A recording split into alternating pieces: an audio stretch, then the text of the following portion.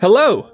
We've all read the fairy tales about how beautiful princesses and their equally beautiful princes overcome all possible difficulties and as a result, live happily ever after. But is appearance actually of some importance in these stories? Not everyone in life can boast of perfect beauty. What if things were different in a fairy tale too? The peace of a magic kingdom, located on an island, is protected by 7 brave heroes, with Merlin at their head. They have slayed yet another dragon and rescued a princess. But she turned out to be green-skinned and ugly, so the heroes mistook her for a witch and gave her a beating just in case. For this mistake, the fairy princess punished the handsome men with a curse. This was a nasty one that turned us into little ugly green monsters. But as usual, the curse has a loophole. It only works if someone is looking at the heroes. And it can be completely removed with a kiss of the most beautiful girl in the world. The evil Queen Regina comes to a magic tree with a pair of ripe red apples on it. As the first rays of sunlight fall on them, the apples turn into red high-heeled shoes. The witch eagerly plucks them and tries them on.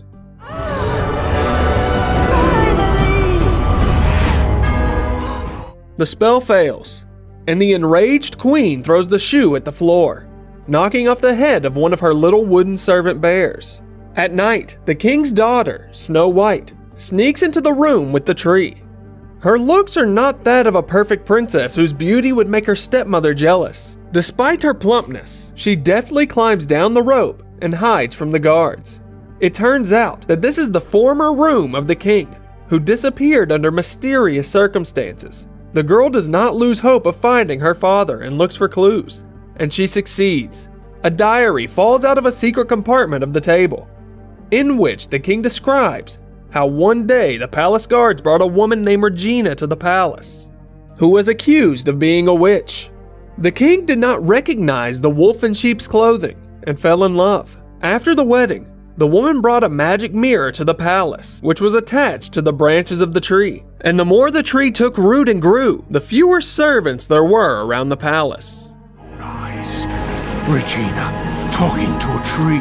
She must be a witch. And though the king had uncovered her evil plans, it was already too late. He only had time to hide Snow White in a secret room and tell her to seek help from the 7 heroes. He himself soon disappeared without a trace. While the princess was reading her father's diary, the dawn came, and in its rays, the girl notices bright red apples. The witch arrives only a minute late. Instead of the cherished apples, she finds a fairy tale beauty with a perfect figure and facial features in the room. The thief has put on her shoes. The stepmother unleashes her wrath on the girl, who she does not yet recognize as her stepdaughter. But Snow White is quicker and flies away through the window on a magic broomstick she took from the witch's servants. At this moment, the 7 heroes are sullenly walking towards their homes. Their strength and beauty are gone. What will happen to their careers now? They're thinking about how they can find the beauty to break the spell, when suddenly the girl, who has trouble handling the broom, flies over their heads screaming. Meanwhile, the queen turns to the magic mirror on the wall. Who is the fairest of them all? It's side note, wisdom and kingdom don't really rhyme. Cut the sass and... From now on, the girl who stole the shoes is the most beautiful in the kingdom, but the mirror does not know who she is. It is indeed magic, but not to that extent. Time is playing against the old woman. She is growing weak and orders to put up banners all over the island to catch the criminal as soon as possible. The mirror also offers to contact a certain person who would be interested in finding the beauty. The dwarves reach their home and find the witch's broom, as well as its landing spot. They prepare to attack and rush inside, but stop immediately and can't believe their eyes. One of them, though, manages to come up behind the girl and smack the beauty on the back of the head. Snow White wakes up, and the dwarves greet her. The girl has no idea that her appearance has changed, and when she sees herself in the mirror, she guesses that it's the work of magic shoes. She decides to keep her real name a secret and calls herself Princess Red Shoes. The 7 dwarves introduce themselves too: the wizard Merlin and the warrior Arthur, the neat Jack with his invisible cloak and French accent, the skillful, shield-wielding cook Hans, and the three inventors, Pino, Noki, and Kyo. The dwarves have the same name as the members of the famous 7 heroes that Snow White is looking for. But they assure her that it's nothing but a coincidence. The heroes are missing too. They offer to help the girl look for everybody at once. In the process, of course, they hope to lift the spell with her kiss. Prince Obvious, who everyone calls Prince Average, is having a birthday party, and as luck would have it, all princesses are busy. Princess Cruz. That's a ship, sir. Princess Leia. She's the general. I demand a glorious guest! The evil stepmother visits the birthday boy and shows him a portrait of a beautiful woman. If he finds her, he will get a companion of his stature, and the witch will get back her stolen shoes. They make a deal, and the prince and his 2 giant bodyguards set off in pursuit. In the evening, the dwarves are looking for ways to charm the girl, and Merlin even contemplates how he could attract her with magic. The girl, meanwhile, spots a dark silhouette in the window that resembles her father and runs off into the night forest. She desperately wants to find her dad, and of course, the figure turns out not to be a king at all, but a monster, a huge wooden rabbit. You're a vegan bunny, right? Merlin appears just in time. The pair flee from the leaping monster, and while the girl looks back, the wizard regains his former strength and appearance. The same happens to Arthur, who, however, is deprived of his strength by Snow White's gaze right in the middle of an attack. He pretends to be wounded to get the kiss he covets, but his friends appear to reveal his bluff. On his way home, Arthur doesn't give up trying, but only receives a slap in the face. The dwarves realize that they need a plan, otherwise they will only get in each other's way. At least one of them must break the spell. They split up to continue their search for the king, with Arthur going with Snow White and Merlin staying at home to guard the overgrown rabbit they caught last night. Arthur shows Snow White the Excalibur sword that is trapped in the stone. While the guy is showing off, the girl pulls out the weapon with ease. Her thoughts are pure and selfless. Arthur is shocked, and an embarrassed Snow White hurries to put the sword back. Arthur tries to repeat her trick, but all in vain. At this point, the grumpy dwarf gives up trying to seduce the girl, and they set off to the city in search for the king. Merlin, on the other hand, breaks the agreement and rides off to meet the adventurers on the rabbit's back. Snow White and Arthur arrive in the city. The girl receives extraordinary attention from men, each of whom wants to please her. Her portraits are hung all around the city. It's the job of the prince's bodyguards, who notice the girl and chase after her, but she takes off her shoes in time and escapes the danger. Merlin arrives in the city on a rabbit, which makes Arthur very unhappy. While they are figuring things out, the guards of the city begin to mock Snow White, who has lost her beauty, and take away one of her shoes. The princess calls for help, but the dwarves don't recognize her and pass by. And I don't need anyone's help. Snow White is surrounded when Merlin returns and knocks out the rest of the guards. He still does not recognize the girl and helps her out sincerely, not expecting a magic kiss in return. Snow White puts on her shoes and saddles up the rabbit to flee the pursuit with her friends. The princess reveals that they are looking for her because of her magic shoes, but doesn't mention the fact that she stole them. How can she find her father now though, when she herself must hide? Merlin shows his wits by running around the field, making a huge sign, much to the girl's delight. The gnome's creative work is quickly discovered by the prince's bodyguards and the evil queen's 3 wooden hares, all heading right after our heroes to the castle. Merlin and Arthur argue again about who deserves the girl more. Hans displays his talents as a cook, and Jack gives a diamond ring to the princess. When suddenly they're ambushed by Average Prince and his army. Arthur and Merlin are quickly taken prisoners, and the other dwarves are ordered by the prince to surrender and give up the pretty girl. Snow White comes out of the castle, soldiers down with her beauty. Prince Average frees the dwarves, yet Snow White refuses the prince's offer to become his companion. He continues to insist. I couldn't agree more. Subjects these days. Now, shall we? The 7 heroes, with the exception of the 3 inventors, join the battle. The mage and warrior work well as a team and fight back with varying success.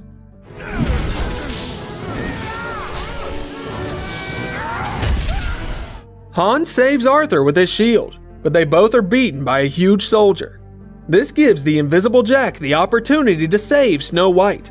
However, there is nowhere to run from the high cliff. Luckily, the friends are saved by Pino, Noki, and Kyo, who have finally finished their battle machines.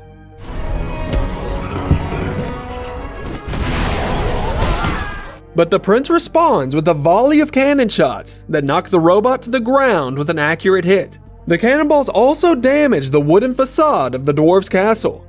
At that point, Merlin provokes the enemy, and soon the huge structure falls directly on top of the prince's army, who has nothing left to do but shake off the dust and walk away. In the evening, Merlin and Snow White are alone in the barn. The girl notices that the guy is too fixated on appearance, while she doesn't care about it at all. The princess even enjoys spending time with the little green dwarf. Merlin, though, does everything he can to get a kiss. The girl decides to reveal her real appearance to the protagonist, but for some reason, she cannot take off her shoes, despite all her efforts. The princess failed the mission and gets a visit from the angry queen. She threatens the unfortunate man and leaves him with apples, which turn Prince Average and his bodyguards into huge wooden monsters. The dwarves, meanwhile, are busy rebuilding the house, and the little inventors show the girl a copying machine that duplicates leaflets with her father's face. But in order to distribute them, they must be dropped from a height. Merlin finds a solution by retrieving a broom stuck in a tree. The characters are so caught up in their flight and dreams that they accidentally crash into a tree. They find themselves alone again, and Snow White tries to hint that she won't be as pretty without her shoes. Merlin replies that he knows what it's like to look different than how you're feeling. This phrase gives the couple a false sense of mutual understanding. They have no idea that they're talking about absolutely opposite circumstances. Snow White asks the magician for witchcraft paper, folds it, and leaves a red kiss mark on it. This is followed by the first real kiss. Merlin is overjoyed. Ta-da! You just got Merlin! What do you think? The dwarf is shocked. After all the conditions have been met. Maybe the kiss must be longer. All of a sudden, the couple is discovered by a wooden monster. The heroes flee and slide down a canyon crevasse. But even there, they find themselves surrounded. Luckily, the pursuers are clumsy, and the wizard's spell easily knocks them down.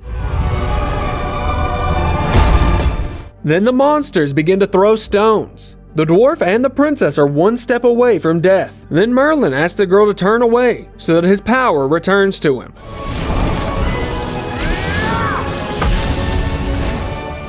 He is left one-on-one with the wooden Prince Average and blows up the Stoneland Bridge. The villain falls into the water, but manages to grab the wizard and drag him to the bottom.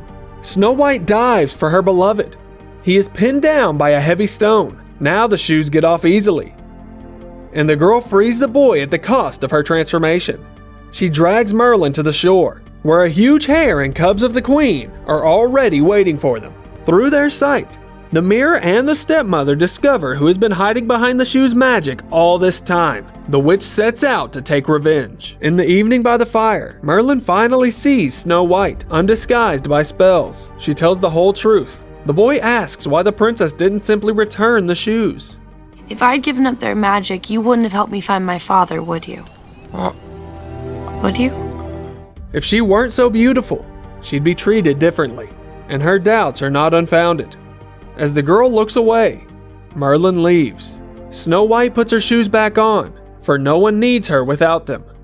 The princess is sad, and remembers how there used to be a spark between her and the boy. Merlin is upset too.